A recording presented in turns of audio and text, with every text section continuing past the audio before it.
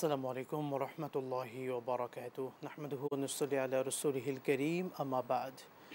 প্রিয় দর্শক মণ্ডলী, সুন্দর এই সময়ে বিশ্বের যে প্রান্ত থেকে আপনাদের প্রিয় চ্যানেল দেশ টিভির পর্দায় যুক্ত হয়েছেন প্রত্যেককে আন্তরিক মোবারকবাদ, প্রীতি এবং শুভেচ্ছা জানিয়ে শুরু করছি জনপ্রিয় ইসলামিক আয়োজন ইসলামী জীবন ও জিজ্ঞাসা।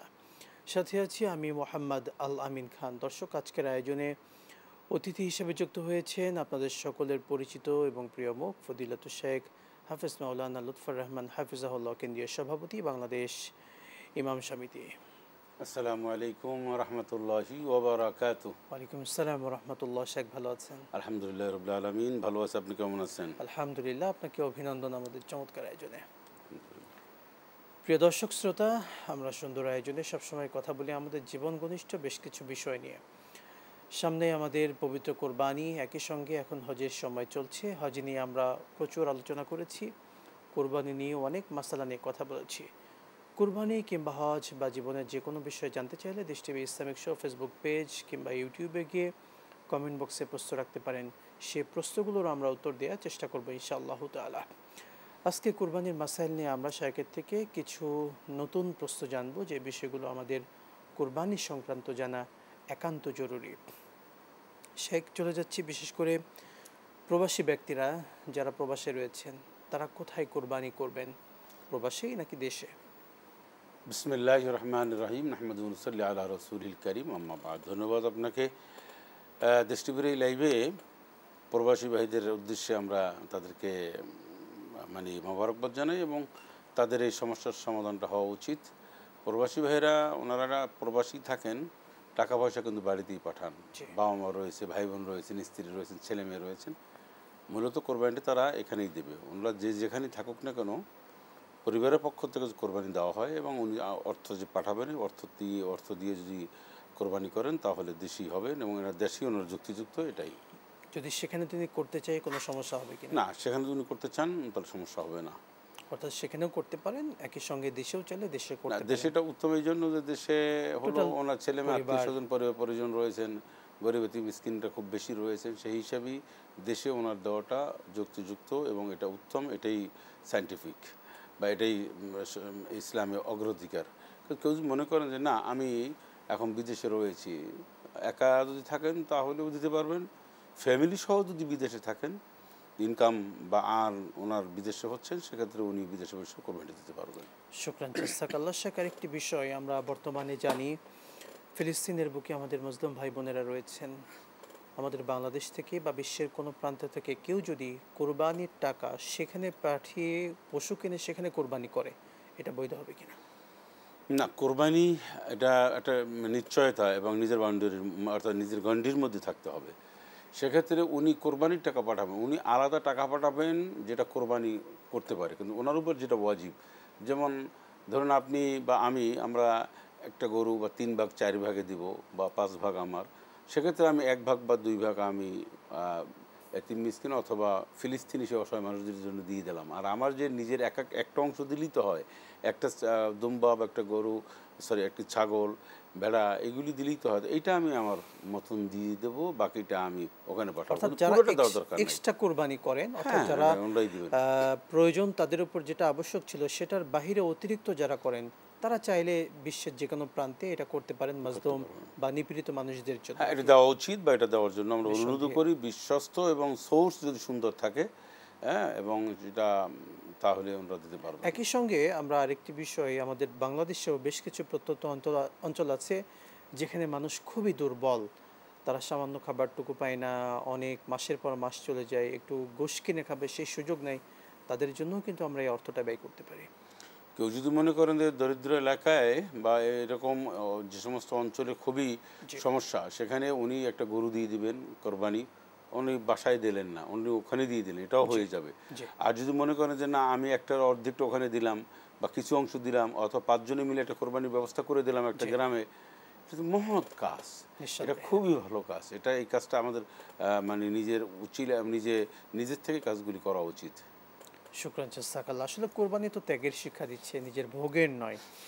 একই সঙ্গে শেখ, আমরা আরেকটি বিষয় জানতে চাই, অসুস্থ পশু দিয়ে কোরবানি করা, অর্থাৎ আমরা অনেক সময় বাসা বাড়িতে অনেক গরু কিংবা ছাগল এটা পেলে বড় করি, সেটা হয়তো হঠাৎ অসুস্থ হয়ে গিয়েছে, কি টাইপের অসুস্থ হলে সেই পশু দিয়ে কোরবানি হবে না, বা স্বাভাবিক কি কি অসুস্থ হলে সেটা দিয়ে কোরবানি করতে পারবো? ধন্যবাদ আপনাকে। একটা জিনিস মনে রাখতে হবে, আল্লাহর রাস্তায় যেটা দেবে সেটা হলো মানে উত্তমটা। ইয়া আইয়ুহাল্লাযীনা আমানু আনফিকু মিন তাইয়্যিবাতিন মা কাসাবতুম, এখানে লান তানালুল বিররা হাত্তা সেটা আছে তুনফিকু মিম্মা মিন খায়রিন, তুহিব্বুন। হ্যাঁ, মানে সবচেয়ে উত্তম যেটা সেটা দান সদকা করবে, জি। দান করবে, আল্লাহর রাস্তায় সেটাই দেবে, উত্তম যা তাই। আর একটা হচ্ছে যে এমন সব পশু দেওয়া যাবে না অসুস্থ, যে পশু হাঁটতে পারে না, যাকে জোর করে দাঁড় করাইতে হয়, বা পা ভেঙে গেছে, এই সমস্ত পশু দিয়ে কোরবানি আসলে মূলত হবে না, এটা দেওয়াটা ঠিকও না। সুতরাং সুস্থ সবল তাসরুন নাজরিন বলা হয়, দর্শকদের দেখতে যে শুনতে যেটা খুব পছন্দনীয় এমন একটি নাদুস নুদুস একটা পশু তাকে কোরবানি দিবে স্বাচ্ছন্দ্যে, আল্লাহর হস্তে ত্যাগ স্বীকার করবেন, এটাই হচ্ছে একজন কোরবানি দাতার উদ্দেশ্য হওয়া উচিত। শেখ, গুরুত্বপূর্ণ যে বিষয়, কেউ নিয়াত করলেন যে আমার বাসারি ছাগলটা বা গরুটাকে আমি কোরবানি করব, কিন্তু সেটা এমন অসুস্থ যেটা দিয়ে কোরবানি সম্ভব না, এক্ষেত্রে তিনি কি করবেন? উনি আরেকটা নিয়ে দেবেন, উনি আরেকটা এটাকে বিক্রি করে দিতে পারেন? বিক্রি করে দেবেন, অথবা আরেকটা তিনি পশু বা একটা ছাগল এটা ক্রয় করে নেবেন। যদি ওনার উপর কোরবানিটা ওয়াজিব হয়ে থাকে, আর যদি ওনার অবস্থা এমন হয় যে আমি এটা নিয়ত করেছিলাম, আমার উপর ওয়াজিবও ছিল, নিয়তও করেছি, কিন্তু আমি এটা হারিয়ে গেছে, অথবা এটা দুর্বল হয়ে গেছে এমন যেটা সম্ভব নয়, জি। আর আমার আর একটা কেনার তৌফিকও নাই, তাহলে উনি মাপ পেয়ে গেলেন। দেশে। যদি এমন ব্যক্তি হন যে এটার উপর তার উপর কোরবানি ওয়াজিব ছিল না, কিন্তু সে অতিরিক্ত একটা ছাগল কিনলো বা একটা পশু কিনলো, সেটা হারিয়ে গেল, সেটা এমন অসুস্থ হয়ে পড়লো, তাহলে ওনাকে আর একটা কিনে দিতে হবে, কারণ উনি নিজের উপরে এটা বাধ্য করে নিয়েছেন, ওয়াজিবটা ওনার উপরে এটা ছিল না। তো এই আমলটা আপনাকে বাধ্য করেনি আল্লাহ পাক, আপনি নিজের স্বেচ্ছায় আনন্দে হোক আর যে ইচ্ছাই হোক এটা আপনি করেছেন, আপনার সঠিক জ্ঞান না থাকার কারণে এটা আপনার উপর ওয়াজিব করে নিয়েছেন, এই ওয়াজিব আপনার পালন করতেই হবে। শুকরান, জাযাকাল্লাহ শেখ। একই সঙ্গে আমরা কোরবানি সংক্রান্ত আরেকটি মাসালা জানতে চাই। আমরা অনেক সময় দেখা যায় একটা গরুতে 7 জন অংশ নিয়েছে, অর্থাৎ 7 ভাগের মধ্যে 6 ভাগ 6 জন নিয়েছেন, 1 ভাগ অতিরিক্ত থাকে। 2 জন বললেন যে আমরা অর্ধেক অর্ধেক টাকা দিয়ে একটা ভাগ নেই, অর্থাৎ 1 ভাগের টাকাতে 2 জন শরিক হয়েছেন। এই পর্যায়ে সেটা বৈধ হবে কিনা? না, এই পর্যায়ে হবে এরকম যে ধরুন আপনি আমি 2 ভাগ দিছি, কিন্তু আমাদের প্রয়োজন যে আমরা মিলে আরেকটা ভাগ নিলাম। এখন এইটা যদি গোশত খাওয়ার উদ্দেশ্য হয় এবং এই 2 জন ব্যক্তি আলাদা সেপারেট হন, তাহলে আলাদা দেওয়ার কোনো ইয়া নেই, কি বলে, আলাদা ওনারা দিতে পারবে না, কারণ অর্ধেক কোরবানি হয় না, কোরবানি 1 ভাগ হবে, একটা ভাগ হবে। এই জন্য 50-50 নেওয়ার উদ্দেশ্যই হচ্ছে যে আপনার একটা উদ্দেশ্য রয়েছে গোশত খাওয়া, গোশত খাওয়া। এটা ঠিক হবে না। যিনি নেবেন একজনই নেবেন। অর্থাৎ হতে পারে এই টাকাটা 2 ভাই মিলে চিন্তা করলে যে টাকাটা আমি একজনকে মালিক বানিয়ে দিলাম, বড় ভাইকে মালিক বানিয়ে দিলাম, তারপরে তিনি এটা করতে পারেন, হ্যাঁ, এটা পারবেন কিংবা মালিক বাবাকে, অর্থাৎ 2 ভাই মিলে চেয়ে এটাকে একজনকে মালিক বানিয়ে দিয়ে তারপরে তিনি সেটা 1 ভাগ দিতে সেটা পারবেন। পারবে। শুকরান, জাযাকাল্লাহ। একই সঙ্গে শেখ, আমরা কোরবানির সংক্রান্ত আরেকটি গুরুত্বপূর্ণ বিষয়, কোরবানির গোশত যারা কসাই রয়েছেন, যারা গোশত কাটেন, এমন কসাইদেরকে কোরবানির গোশত দেওয়া যায় কিনা? না, কোরবানি গোশত তো দিবেই নি, জি। দেওয়া জায়েজ আছে। যারা জবাহ করেন তাদেরকে তো কিছু কোরবানি গোশত দিবেন, কিন্তু পারিশ্রমিকের বিনিময়ে দিতে পারবেন না। জি। একটা জিনিস মনে রাখতে হবে, এটা বলা যাবে না যে ঠিক আছে তোমরা আমার এই গরুটা 5 জনে জবাই করে দাও, তোমাদেরকে আমি 20 কেজি বা 10 কেজি গোশত দেবো, এইরকম কন্ট্রাক্ট করা যাবে না। জি। অত কন্ট্রাক্টের বাইরে এটাও করা যাবে না, ঠিক আছে তোমরা এটা জবাই টবাই করে দাও, তোমাদেরকে আমি একটা গোশত দিয়ে দেবো, অনেক একটা, এটাও করা যাবে না।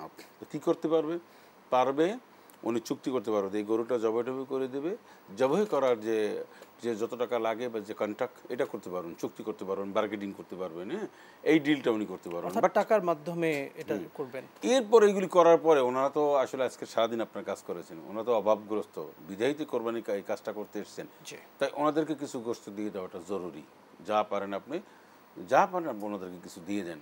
যদি না দেন তাহলে ওনাদের মনের মধ্যে আক্ষেপ থাকে যে আমরা গোশতটা বানিয়ে দিলাম, যদিও টাকা নিচে, তারপরে আপনি কিছু দিয়ে দেন, কিছু দিয়ে আপনি এটা হাদিয়া হিসেবে সবাইকে যেভাবে হাদিয়া দিচ্ছি সেই হিসেবে হতে পারে, কিন্তু মূল বিষয় যেটি পারিশ্রমিক হিসেবে না, কোরবানির গোশত দেওয়ার কোনো সুযোগ কিন্তু আমরা পারিশ্রমিক জবাই যিনি দেবেন উনিও নিতে পারবেন না, জবাহ যিনি দেবেন ইমাম সাহেব হোক বা একজন আলেম হোক, যেই হোক না কেন, ওনাকে পারিশ্রমিক দিতে হবেন এবং জবাইয়ের পরিবর্তে গোশত দেওয়া যাবে না।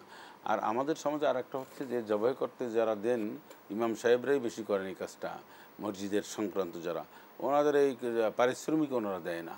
হ্যাঁ, অনেকে বলে যে গত বছরে 2 বছরে আগের টাকা পাওনা আসছে। এটা কোন ধরনের কথা? আপনি এত টাকা দিয়ে একটা কোরবানি পশু কিনলেন 1.5 লাখ 2 লাখ টাকা দিয়ে, আর যিনি জবাই করবেন তারা 500 টাকা দিতে পারবেন না। এটা একটা আমাদের দেশে কী একটা অভ্যাস। ওনাকে সম্মানিত করবেন, ওটা পারিশ্রমিক দেবেন, ওনার পরিশ্রম হয়েছে, এটা ওনার প্রাপ্য, এটা দিবেন। নাদের কোরবানি এই জবাইয়ের টাকা যদি আপনি সলসাতুরি করেন আর না দেন, আর দাবিটা যদি না ছাড়েন, তা কোরবানি আপনার প্রশ্নবিদ্ধ হলো। আপনি এই কোরবানিটা সহিশুদ্ধ হলো না। কারণ যিনি জবাই করেছেন উনি আপনার কাছে যা হোক একটা কিছু পাবে, এইটা আপনি দিলেন, এটা আল্লাহর রাস্তে। বা ইমাম সাহেবের সাথে আমার অনেক বড় সম্পর্ক, পরে দেবো বা দিলাম না, এগুলো ঠিক আল্লাহ না। বুঝার তৌফিক দিন, আমিন। শেখ, আমরা আসবো আপনার কাছে বিরতির পরে। ইনশাআল্লাহ। প্রিয় দর্শক মণ্ডলী, কোরবানি এবং আমাদের জীবনের যে কোনো বিষয় যদি আপনারা জানতে চান, তাহলে দেশ টিভি ইসলামিক শো ফেসবুক পেজে কমেন্ট বক্সে প্রশ্ন করেন, সেই প্রশ্নগুলোর আমরা উত্তর নেব। এ পর্যায়ে নিচ্ছি ছোট্ট বিরতি, সঙ্গেই থাকুন প্রিয় অনুষ্ঠানের।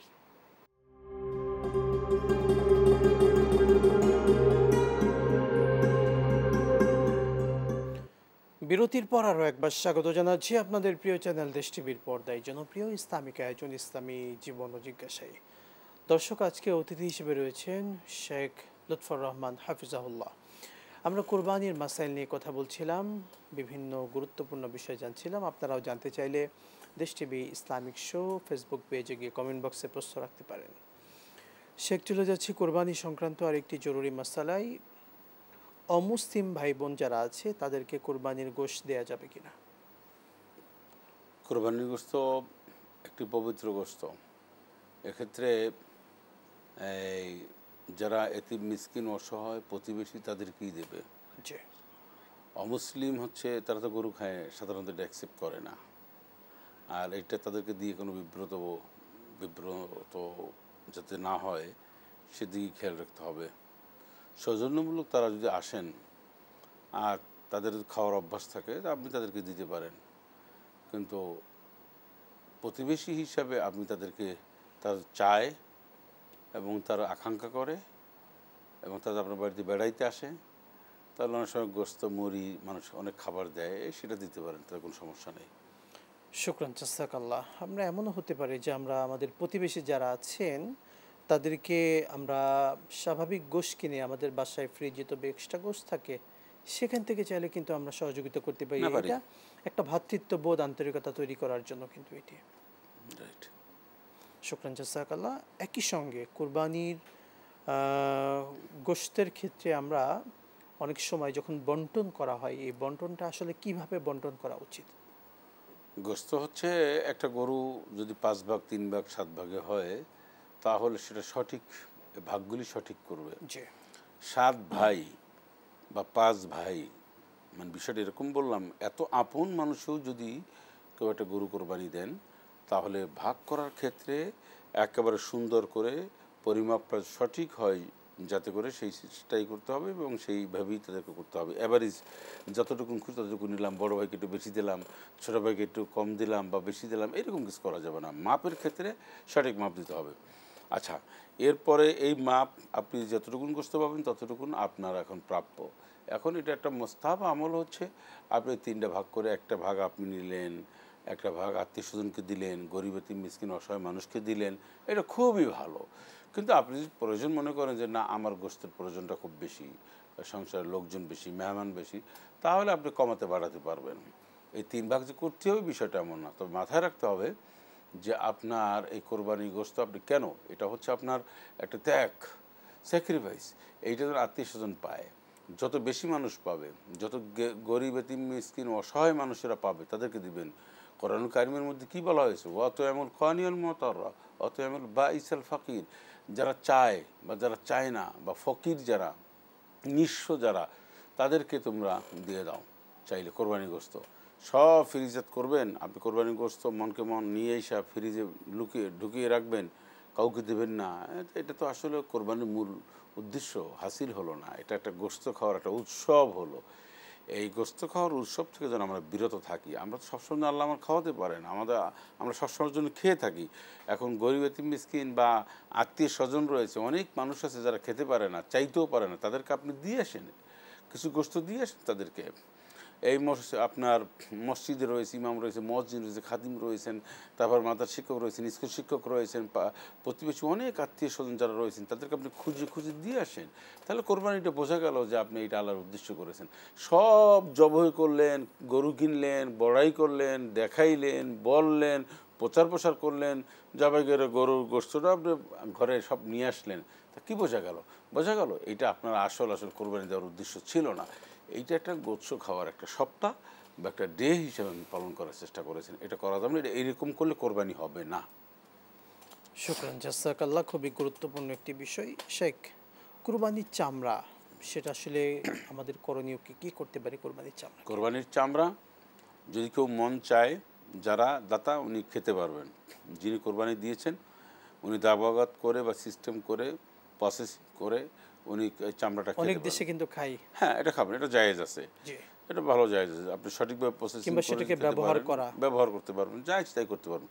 যদি বিক্রি করেন তাহলে আপনার এটা নেহাত গরিব এতিম মিসকিন অসহায় তারা এটা পাবে, অথবা কাউকে গরিব এতিম মিসকিন পুরো চামড়াটাও দিতে পারেন। আমরা সাধারণত আমাদের বিভিন্ন দিনই প্রতিষ্ঠান রয়েছে, যে প্রতিষ্ঠানগুলিতে অনেক অনাথ ছেলেমেয়েরা বা অনেক ছেলে লেখাপড়া করে, কোরআন শেখেন, তাফসির শেখেন, হাদিস শেখেন, তারা নামাজ কালাম পড়েন, এই সমস্ত গুরাবা ফান্ড যেখানে রয়েছেন, লিল্লাহ বোর্ডিং যেটাকে আমরা শুদ্ধ ভাষায় বলে থাকি, এখানে কিন্তু এই চামড়াগুলি দিয়ে দেওয়াটা উত্তম। কেন? এটা আপনি চামড়াটা আপনার এই টাকা পয়সা এই সাহায্যে, এতটুকু সাহায্যে একটা ছেলে লেখাপড়াও করলো, খাওয়া দাওয়াও করেছে। আর অন্য কোনো গরিবকে দিলে সে শুধুমাত্র খাওয়া দাওয়াই করবেন, তার প্রয়োজন মিটাবেন। এই জন্য আমরা অনুরোধ করব, আপনার মহল্লায় সবচেয়ে আপনি জানেন যে কোন প্রতিষ্ঠানটি, কোন দিনী প্রতিষ্ঠানটা এতিমখানার ছাত্র রয়েছে, অনেক দেশ বিদেশের ছেলেরা এখানে এসে পড়েন, তাদেরকে যদি আপনি এই একটা অকেশনাল একটা ইবাদতের মাধ্যমে কিছু সহযোগিতা করতে পারেন, ভালো, আলহামদুলিল্লাহ, সবসময় খেয়াল রাখা উচিত। কিন্তু এই চামড়ার যে একটা সিন্ডিকেট রয়েছে, আমরা বিগত দিনে যা দেখেছি যে এক শ্রেণীর মানুষেরা এই কোনো মাদ্রাসায় বা এতিমখানায় চামড়া নিতে দেয়নি, মহল্লায় তারা ব্যারিকেড সৃষ্টি করে চামড়াগুলো নিচ্ছে। আহা, কুরবানির চামড়া নিয়েও মানুষ সিন্ডিকেট করে, এত টাকা পয়সার অভাব মানুষের। এটা নীরব চাঁদাবাজি ছিল। এই নীরব চাঁদাবাজির থেকে আল্লাহ মুক্তি দিয়েছেন। আমরা আশা করব এই কোরবানির থেকে কোনোভাবে স্বাধীনভাবে কোরবানির চামড়া বিক্রি করবে, স্বাধীনভাবে কোরবানির চামড়া দাতা যখন যাকে মন চায়, যে প্রতিষ্ঠানে মন চায় দিবেন। কেউ এখানে এসে ইন্টারফেয়ার করবে এটা আমরা চাই না। আমরা দেখছি না, আমরা এটা অবজারভেশন করবো গোটা বাংলাদেশব্যাপী, যে কোনো ধরনের কোনো শ্রেণী, কোনো রাজনৈতিক দল বা কোনো গোষ্ঠী এই কোরবানির চামড়া নিয়ে সিন্ডিকেট যদি করে, তাহলে আমরা আলেম সমাজ বা মানুষের কাছে এই বিষয়টি অবহিত করবো এবং বিহিত ব্যবস্থা হবে। শুকরান, জাযাকাল্লাহ। সত্যিই কোরবানির চামড়াটা, এটার মাধ্যমে আমাদের চামড়ার যে বড় একটা শিল্প সেটা তো উন্নত হবে। একই সঙ্গে এটার দ্বারা যেন বিক্রি করে যদি একটু ভালো দাম পাওয়া যায়, এই টাকাগুলো দিয়ে আমাদের মাদ্রাসাগুলোর যারা দরিদ্র ছাত্ররা আছে তারা পড়াশোনা করতে পারে, অনেক অসহায় ফ্যামিলি তারা সেখান থেকে নিজেদেরকে একটু সহযোগিতা করতে পারে। অসংখ্য ধন্যবাদ শেখ আপনাকে। আমরা অনেকগুলো বিষয় কোরবানি সংক্রান্ত জানলাম। সবশেষ বলবেন, কোরবানি অনেকে এখনও কোরবানি যে আবশ্যক হয়েছে দিতে চান না, না দেওয়ার জন্য যত শর্ত অজুহাত এগুলো দরকার সামনে দাঁড় করাচ্ছেন। আসলে কোরবানি যারা দিচ্ছেন না আবশ্যক হওয়ার পরেও, তাদের উদ্দেশ্যে কি বলবেন? এটা ইসলামের একটা বড় ধরনের সুন্দর একটা নিয়ম, ইসলামের একটা দিক নির্দেশনাকে সে ভঙ্গ করলো। এটা একটা ইসলামের বড় ডেকোরেশন। এইটা রাসূলুল্লাহ সাল্লাল্লাহু আলাইহি ওয়াসাল্লাম বলছেন, এটা হচ্ছে তো ইব্রাহিম আলাইহিস সালামের সুন্নাহ, যার নবী নিজে নিজ হাতে কোরবানি দিয়েছেন, নিজে এটা পালন করেছেন, করতে বলেছেন, এত যত্ন করেছেন, কদর করেছেন, এটা ফজিলতময় ইবাদত। এখন এইটাকে যদি কেউ উপেক্ষা করে বিভিন্ন সলসাতুরি, তাহলে সে মনে রাখতে হবে যে সে একটা ইসলামের একটা বড় দিকের সাথে সে প্রতারণা করলো, সে এখান থেকে সরে আসলো, গুনাহ হবে। কোরবানি দেওয়ার পরেও যদি কোরবানি না দেয়, এরকম অনেক মানুষের অভ্যাস রয়েছে, এটা তার জন্য ঠিক না। নবীর একটা সুন্নাহ, ইব্রাহিম আলাইহিস সালামের একটা সুন্নাহকে অস্বীকার করলো, কোনো না কোনোভাবে ঘুরে ঘুরে অস্বীকার করলো। তো এরকম একটা ওয়াজিব যদি আমরা ধরে নিই, এরকম একটা ওয়াজিব দীর্ঘদিন তরক করাটা এটা ঠিক না। আর আর্থিক আপনার অসচ্ছলতা ধেয়ে আসবে। ইসলাম যেখানে আর্থিক ব্যবস্থাপনা মানে অর্থ ব্যয় করার কথা বলেছেন, যাকাতের কথা বলেছেন, কোরবানি, দান, সাদাকা, আত্মীয়স্বজনকে সাহায্য সহযোগিতা, এইগুলি যদি কোনো মানুষ না করে তাহলে সে যত টাকাই কামাক সে টাকা বরকতও পাবে না, আর দরিদ্রতা তাকে খুব ধেয়ে আসবে, তার কাছে খুব দ্রুত হাজির হবে, কারণ জি, সে কৃপণতা অবলম্বন করছে। আর আল্লাহ পাক নিঃসন্দেহে। বলছেন অমাইয়ুকা শুহা নাফসি ফাউলাইকা মুফলিহুন, এই সমস্ত কৃপণতার থেকে যে ব্যক্তি মুক্ত সেই সফল কাম। শুকরান, জাযাকাল্লাহ, আপনাকে অনেক ধন্যবাদ, খুবই গুরুত্বপূর্ণ সময়টুকু আমাদেরকে দিয়েছেন। প্রিয় দর্শক মণ্ডলী, দেশ টিভির জনপ্রিয় ইসলামিক আয়োজন ইসলামী জীবন ও জিজ্ঞাসায় জীবন ঘনিষ্ঠ যে কোনো বিষয়ে প্রশ্ন করতে দেশ TV Islamic show Facebook page কিংবা ইউটিউবে গিয়ে কমেন্ট বক্সে প্রশ্ন রাখতে পারেন। সেই প্রশ্নগুলোরও আমরা উত্তর নেওয়ার চেষ্টা করব আমাদের এই সুন্দর আয়োজনে প্রতিদিন বিকেলে। মহান রব আমাদের প্রত্যেকটি কাজকে কবুল করুন, আল্লাহুম্মা আমিন। বিদায় নিচ্ছি, আসসালামু আলাইকুম ওয়া রাহমাতুল্লাহি ওয়া বারাকাতুহু।